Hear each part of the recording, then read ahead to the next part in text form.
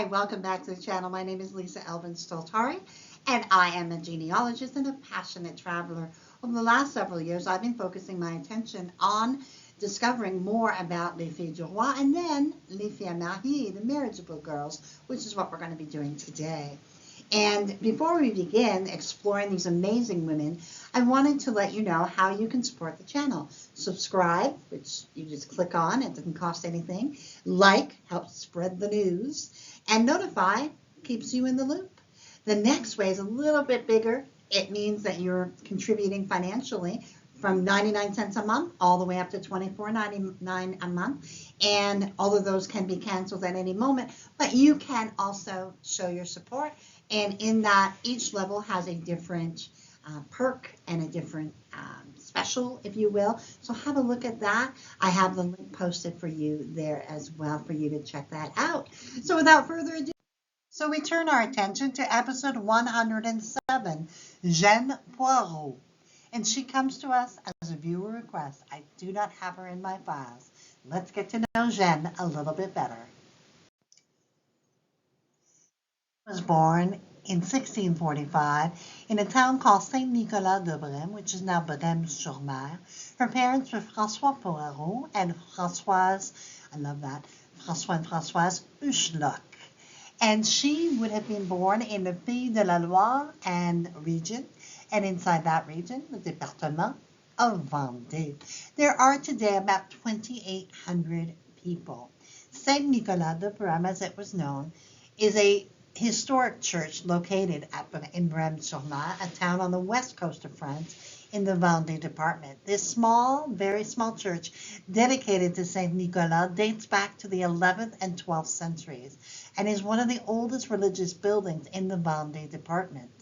Brême-sur-Mer is a truly picturesque coastal town in France, known for its blend of beaches and vineyards and rich history. It's right on the Atlantic. So it's truly, truly spectacular. And one of the things about Brême-sur-Mer is also one of the France's oldest wine regions, known for producing fresh, mineral-rich wines under the Fifes Vendéens label. I don't know much about that, but obviously it sounds wonderful. The town itself is very quaint, with very traditional stone houses and blue shutters, and you'll often see you'll find local markets and seafood festivals and events that celebrate the food and the crafts. Speaking of food, the seafood here apparently is fantastic with fresh fish, oysters, and the Vendée specialties are brioche Vendéenne and moguettes. Again, I'm like in awe. I would love to visit here. So this is the area. It's really a slice of paradise that she is coming from. We know that Jeanne arrived in New France in 1662. We do not know if her parents are alive, but we know that she struck out on her own coming to New France, brave as can be. Let's see what the future holds for our beautiful Jeanne. She would select, and who would select her? His name was Pierre Biron, and he was born in 1626 in a commune called Saint-Hermine in France. His parents were Jean Biron and Marie Razé. Now, this Saint-Hermine is from the Pays de la Loire region, and inside that, it is Vendée, département or county. The church that he would have been baptized in, probably, was the Église Saint-Pierre de Simon-la-Vineuse, and it was built about the 15th century. Saint-Hermine is a small but historically significant town in the Vendée region of western France. Its origins trace back to Roman times, with remnants of ancient roads suggesting its role as a minor crossroads that they would have been traveling around that. During the Middle Ages, the town grew as a fortified settlement, protecting its inhabitants and serving as a hub for local trade. One of the most defining periods in its history came after Pierre would have left, and it occurred during the French Revolution, and it was deeply involved in the war in the Vendée, which is a counter-revolutionary uprising by royalist and Catholic forces. So it's important to know the quality of the people as well in terms of their ability to fight for what they believe in. which I think actually is part of the essence of that particular area. Now, he would enlist to go to New France very early on. He arrived in New France in 1648. He was a woodworker and a carpenter. He definitely was a man on a mission. On to marry Barbe Martin, who was the daughter of Abraham Martin, the very famous um, Abraham l'Écossais, and Marguerite Langlois. Together they would have one child, Anne, who we believe did not live past the 1666 census. Barbe herself would pass away in October of 1660. So we have Jeanne and Pierre getting married in Quebec City on December 19, 1662. He had recently been widowed, and he would have at least a small child that we know of.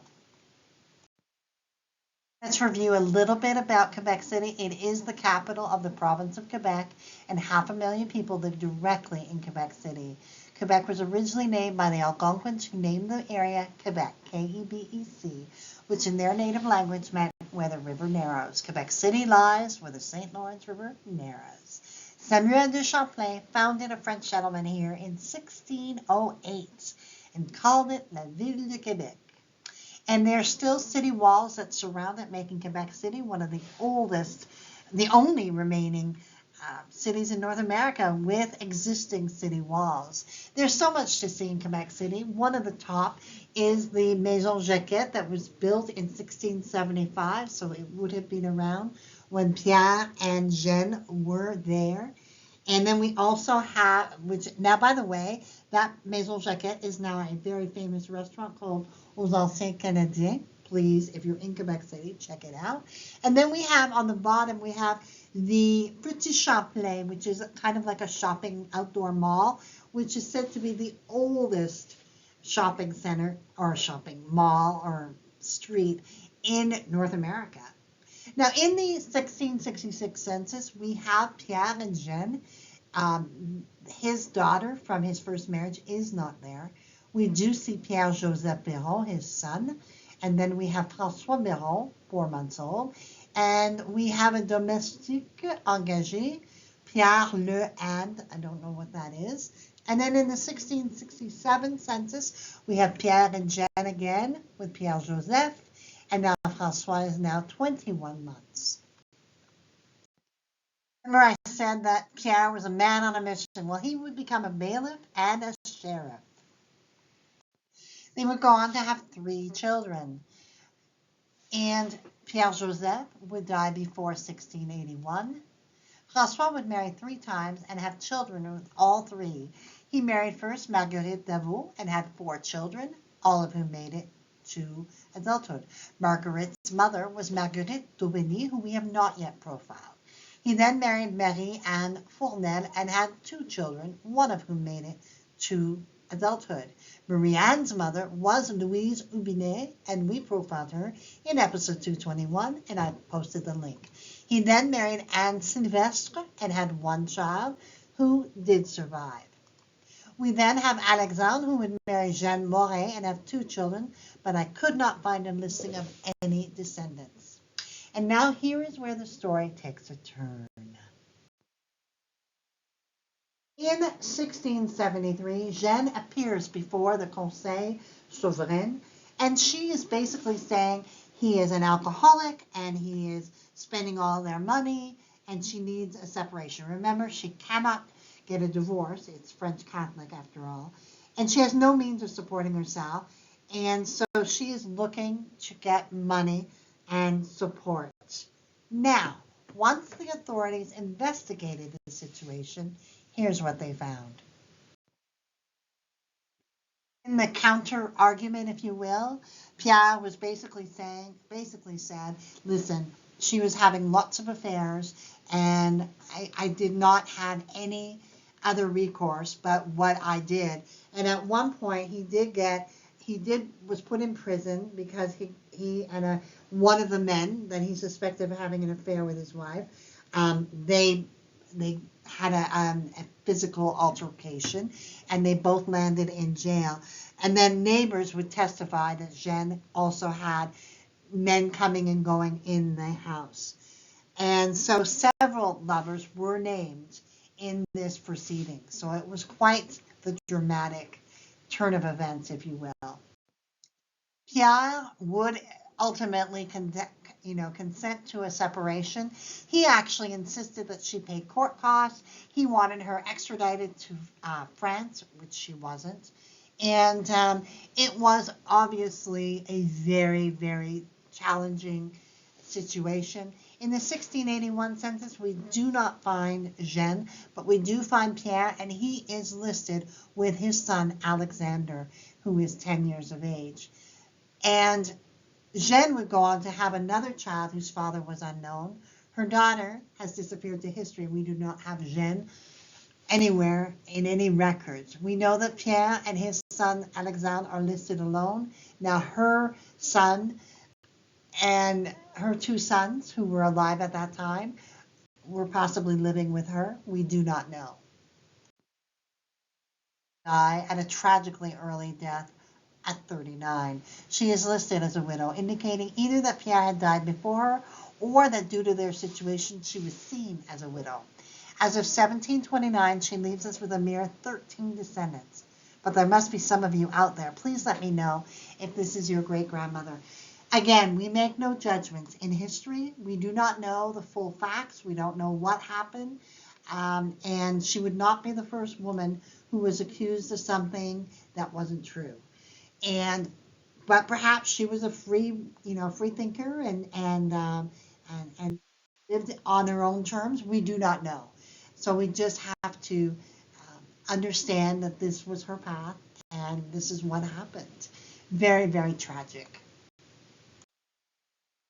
This was truly one of those where I was just, I guess the word is gobsmacked in terms of trying to figure out what had happened to Jeanne, and without making any kind of assumptions or judgments, we know that whatever happened was a very challenging one for the whole family. So we want to obviously honor the efforts and the challenges they had for whatever the reasons may be.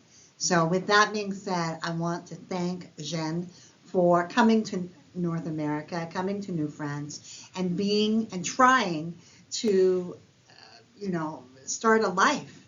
And she died so young, and she left us with just 13 descendants as of 1729. I would love to get more of you who are descendants to kind of chime in, if you will. So thank you, Jeanne. We do bless your memory, and we are saddened by your loss and by the tragedy that befell you. And with that being said, I do want to say thank you to my patrons, supporters, and subscribers. You truly are I always say the wind beneath my wings, but you really are kind of like my rocks, because without you, some days I kind of go, okay, here I go. And I get a note or I get an email or something, and y'all are just so wonderful and positive. So thank you so much. And with that being said, I will see you on the next episode of Les Filles Mariées. Until then, au revoir.